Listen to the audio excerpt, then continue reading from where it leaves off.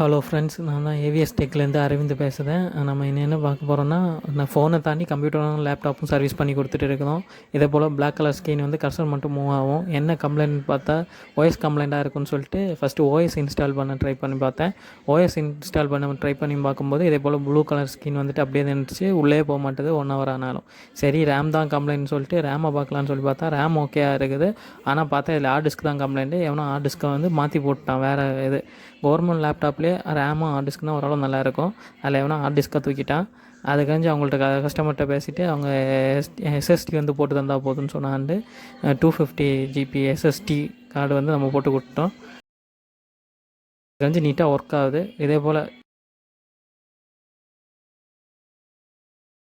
லேப்டாப்பில் மேக்ஸிமம் நல்லா இருக்குது. அந்த ரேமும் அந்த ஹார்ட் டிஸ்க்கும் தான் கொஞ்சம் நல்லா போல் எதாவது ரெடி பண்ணணும். மொபைல் ஃபோனாக இருக்கட்டும், இல்லைனா லேப்டாப்பாக இருக்கட்டும். கீழே கான்டாக்டில் ஃபோன் நம்பர் கொடுத்துருக்கேன். கன்னியாகுமரியில் இருக்கவங்க களியலில் வந்து நம்ம கடையை விசிட் பண்ணலாம். சர்வீஸ் தான் மெயினாக பண்ணிகிட்டு இருக்கோம்.